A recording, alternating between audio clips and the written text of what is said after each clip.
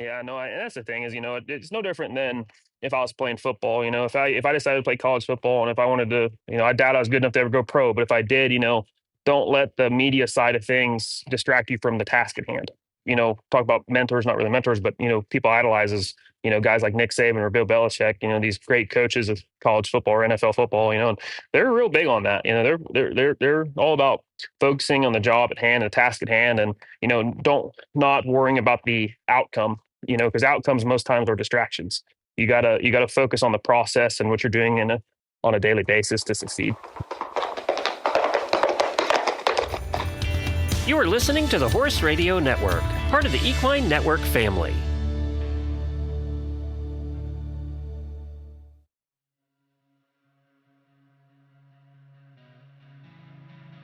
Welcome to The Ride, a podcast brought to you by Horse and Rider Magazine, hosted by Nichole Cherico and Emily Carey. This episode of The Ride is brought to you by Farnam and Endure Gold Killer Fly and Mosquito Control, a new fly spray for horses. Built for hard work, Endure Gold annihilates flies, ticks, and mosquitoes with brand new EPA-approved ingredients never before seen in equine care. Its powerful formulation delivers fast knockdown and up to 14 days of fly protection, helping keep horses comfortable in the barn, arena, or out on the trail. Add Endure Gold to your fly control arsenal. One spray, no mercy. Hi, everyone, and welcome back to another episode of The Ride. This is your host, Nichole Cherico, and today I am here with NRHA trainer Ben Beckett, who has competed at all of the major events, has won the Quarter Horse Congress several times, and recently just qualified for his first run for $1 million. So thank you, Ben, for coming and talking with us after such a busy week that you've had. Yeah, no problem. Thanks for having me. So for those, our audience is not necessarily only reining people. So for those who may not follow the reining industry as closely, can you talk a little bit about yourself and how you first got involved with horses? Sure thing. I come from a family of veterinarians. Actually, my dad and grandpa were both veterinarians. Going back, my grandpa was Dale Wilkinson's vet back in Findlay, Ohio. And growing up, I was surrounded by a lot of great horsemen and trainers. Starting with like guys like Clark Bradley, Rick Weaver. Grew up in riding with the Dare family, so that was kind of my family background, at least. So you pretty much, I mean, you're from Ohio, which is like the birthplace of reining. So like you all those people that you just listed are like insanely important to the development of the reining industry. I'm a Midwest kid myself, so I grew up knowing those names as well. So it sounds like from the very beginning, reining was just kind of part of your DNA. Yeah, 100%. My dad actually didn't really let me start in the reining horses, because I grew up in a lesson program with Linda Dare, who's Trevor Dare's mom. And I grew up with lesson horses, and my dad actually made me take English lessons growing up. And he said that I wasn't really able to start doing reining till I could ride a horse fairly decently. So, I mean, this is okay. I've talked to so many people who have come from different backgrounds and then they make their way into the reining. Do you find that having that background, that more classically trained horsemanship, maybe background, kind of helped you prepare for an event this technical? It's really hard to say. I mean, because the reining has become so specialized now, maybe if I was, brought up just riding reining horses and my family went out and bought me reining horses and, I grew up, Rick Weaver was my reining trainer growing up. And if they would have called Rick when I was probably 8 or 9 and said, hey, we want to get him started and we want him to really succeed at the reining, ideally, probably that would have been the best route. But growing up for me, sports was a big deal for me. So it's not like I really had time to do that. That's where the lesson deal fit in good with me growing up because I spent most of my time playing football, basketball, and I had to go to school. So, looking back on it, I mean, and now being a professional and how we coach our youth kids, there's definitely different ways that I say my youth career or growing up could have been different so that maybe I could have succeeded a little earlier. But then again, I mean, you can only play sports so long and be part of a team sport like that. So it's kind of hard to say. Yeah, no, for sure. It's cool that you mentioned the sports. I've also talked to Matt Palmer a little bit about, obviously he did a lot with baseball, and Hmm. we talked a lot about the mentality that comes from one of those more team sports or just traditional sports versus the horses, and how he was able to kind of take that mental approach and transition it over to his riding. Well, 100%. With me playing football, and I played quarterback in high school, and you know, that's a tough sport. If you do your job wrong, you get ran over. And or if you don't do your job, you don't play. Where sometimes us riding horses, especially, as youth kids, or if our parents go buy a horse, we can mess up, and our parents are say, hey, just keep going, keep trying. When you're playing a competitive sport, at least in our high school, is extremely competitive. If you didn't do your job, and either number one, you'd probably get hit pretty hard, or even if you did do your job, you probably still get hit hard, or you just didn't play. Or no different if you had a bad attitude. If you had a bad attitude growing up, you just didn't play. Your coach wouldn't play you. So, I wouldn't change my upbringing at all. It taught me great lessons. Um, but yeah, no, sports is and I approach the horses and coaching just like I would a football program. I love that. And you have a non-pro program. So do you find that you're taking some of those experiences that you had as a competitive athlete Yeah, outside of riding and help them get the mental approach they need to be successful in the arena? absolutely. Some of my non-pros that never grew up playing sports don't sometimes understand it at first, but then they get to know in time, what it's like. But yeah, no, I definitely approach it as I would if I was a football coach. So going back to your reining, when have you always known you were going to be a professional in the sport, or what was like the aha moment that you were like, I need to do this for a living? Well, I would say that, horses was always a love of mine, but I wouldn't say it was until maybe I was 14 or 15. I think that was the first summer my parents set me up to spend the summer with Rick Weaver.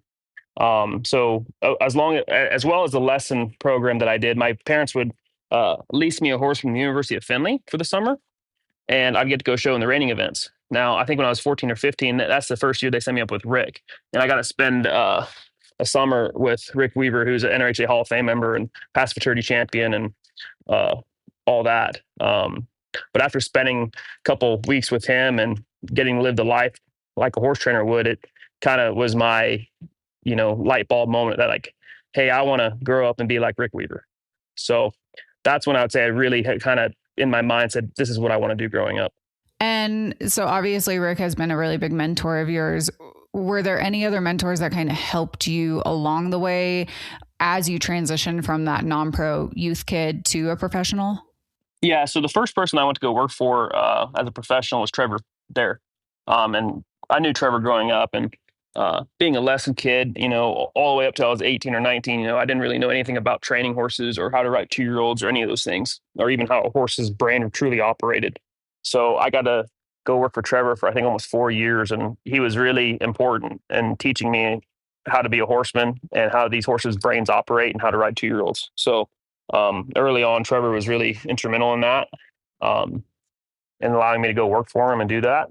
Um, with when it goes to other mentors, there's a long list of great mentors I have now that still help me. Guys like Lee Mancini or Brett Walters, or they're a lot older than me, but the years of wisdom that they have and you know taught me over the years has really been priceless. And what about the writing programs have kind of helped you create your own training philosophy? What have you taken away from each of these experiences? Um, there's there's more than one ways to train a horse, and each horse is different, and it's you never quit learning, and it's always a constant process and learning how to get these horses to operate at the highest ability that each horse can. Um, so all those different guys have different ways of going about things, and a lot of times those guys have different ways about going on each horse. So being around all those guys and watching them and how they train on a daily basis, kind of taught me that, we're always learning.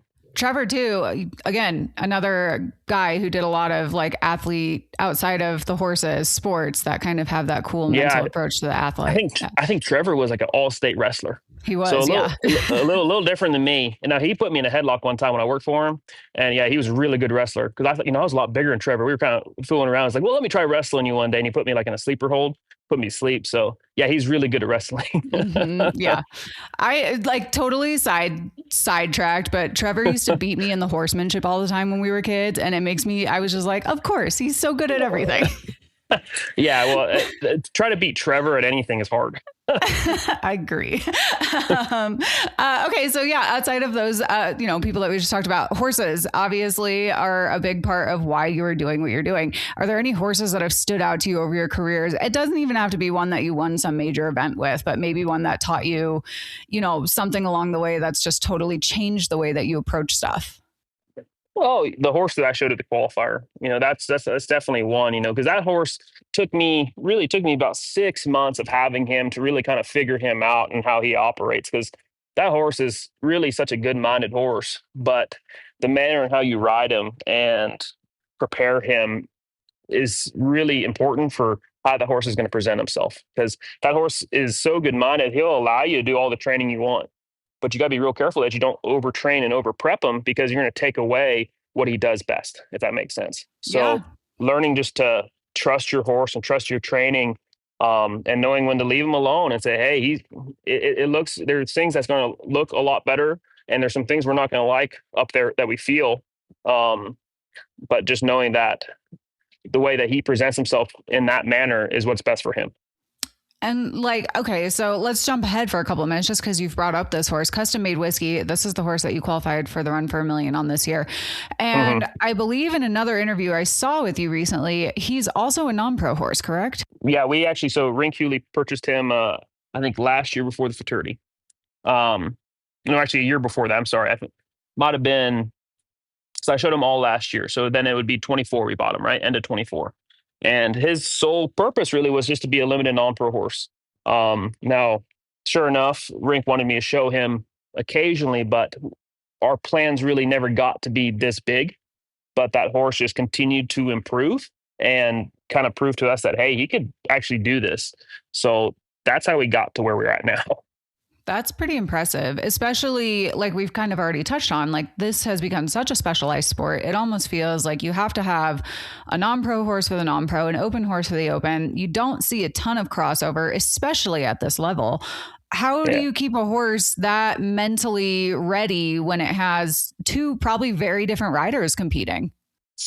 Oh, the truth of it is, that horse excels with a limited amount of pressure. And that's the thing as professionals, when we go to a big event like the Quarter Horse Congress or the Run for $1 Million qualifier, whatever it may be, it's really easy as professionals to say, hey, this is a really important event. There's a lot of money up for grabs. And it's hard for us as trainers not to over prep or transfer that pressure that we feel over to that horse. And that's where that horse has been such a good non-pro horse, is because, Rink won't ask him nearly as much as a professional would. And I learned that if you let him do his thing and keep the pressure down, because that horse tries so hard. He's a little bit like an NFL quarterback. He's a guy that if you say, hey, we need to win the game, or it's all on you, he's going to throw 6 touchdowns, but he might throw 3 or 4 interceptions. If you just say, hey, just go do your thing, he's a horse that's going to go throw 3 or 4 touchdowns every time. And then if you just can squeak by a couple more things, then he'll go throw five touchdowns, but you just got to be careful, because if you ask him to try too hard, he'll just get in his own way and get in trouble. Yeah, absolutely. And how old is he now? 8. So you bought him not late in his career, but he's already been competing and everything because you said you got him 2 years ago? Yeah. So Joe Schmidt trained the horse, and I know he showed him as a 3 and 4 year old, and Joe actually I think Joe made a level 4 fraternity finals on him. And he was a really good horse for Joe. And then I think Jennifer Greenleaf bought him and showed him in the non-pro, and he was a good horse for her too. And I would say that horse, has just continued to get better in his career. Where some horses, they get to a certain age and they kind of regress, where this horse kind of keeps getting better and better. Yeah, because in the reining world, the Derby events usually end around 7, I think 8 for some. And you kind of see those horses start to either go into retirement, breeding, whatever it may be. So what's it like having one that's quote unquote on the older side when you're competing in an event like the Run for a Million qualifier, where a lot of these people are riding horses that they've been mounted up on since their 3-year-old year? Well, I think with the older horses, it's very much like a chess game, and you have to find ways to uh, counter their anticipation, and even in their daily process of riding, you kind of need to find new ways to keep their brains fresh. And with that horse, with me starting doing the working cow horse last year, we started working them on cattle, started working the flag, kind of gave him some different jobs to do. And it kind of brought him a new desire to really want to do the reining, if that makes sense. Because I think the monotony sometimes of those horses, they just get bored of doing their jobs, and then they just kind of they look for ways to get out of that job. So when you go ahead and change that job up for them and create new ways for them to create desire, pretty much that could kind of revamp their brain and their career later on. I love that. I actually really love the idea of taking one of the reiners and putting him on a cow or working him on the flag. And I imagine that it probably can help transition into the reining when it comes to, like you're working on your flag. I would imagine that rollbacks could be, it's helpful for stuff that you're doing. Absolutely. And it's funny because you say, 8-year-old's kind of an old horse. For us, an 8-year-old's really not that old. We have my fiance shows her old gelding that's 21 years old, and I think she was like a 219 on it in Florida. And cool. I got like a 16-year-old mare that I've had for like 6 years that still showing really good. So we got quite a few horses that are quite old and they're still quite successful. And I think that's kind of keeping those old horses going is kind of an art in itself. And like I said, but finding new ways to keep their job fun and fresh is a way to keep the motor horses going. So for him, it was actually not real hard. He just do that and we just keep going. That's really cool. I love the idea of a horse in its 20s competing at such an impressive level. Yeah, obviously, so you said your dad's a vet. So maintenance on some of these older guys probably isn't anything new for you. What else is the secret to success to keeping these guys so happy mentally and physically throughout their years? Well, I'll be honest. Well, of course we do our regular maintenance, but it's not like we've had to go out and inject these horses in every joint every year. We really haven't. I mean, outside of some routine maintenance like hocks or stifles, I think even on her old horse, she might have did his coffins like a year ago, but it's not like we had to do a bunch of vet work on these horses. I think it's really just a manner in how you ride them. Just like any athlete, right? Going back to the football thing, if you ride a horse or you work a player on a team to the point of exhaustion, that's where injuries happen. So riding these horses to a point to where their brains are still getting enough oxygen and they can breathe properly and you're not overworking them. I think that has to do probably the most important part about keeping these horses sound at an older age. That's really cool. Cause like you always talk to people in this industry and old is always like 8, 9, 10 and which is crazy, right? Because that's really not that old. If you look at other sports like the dressage and the show jumping and everything, where like those horses are peaking in their teens. Yeah. And so it's really cool to hear that. Okay. So kind of going back to the Run for a Million qualifier and custom made whiskey. And this was your first time qualifying. And it was also the first time that this qualifying event has taken place at Bosque Ranch as like its own thing. What was that like? Well, it's really a good thing it was in Weatherford this year because, I don't think Rink would have sent him all the way to Scottsdale if it was still there, honestly. Because Scottsdale, that's a long trip from us for Ohio, and moving to Weatherford, it made things a lot closer for us, a lot more manageable to make the trip. So, I probably wouldn't have gone if it was in Scottsdale, honestly, just because it was so far. So really happy it was in Weatherford this year.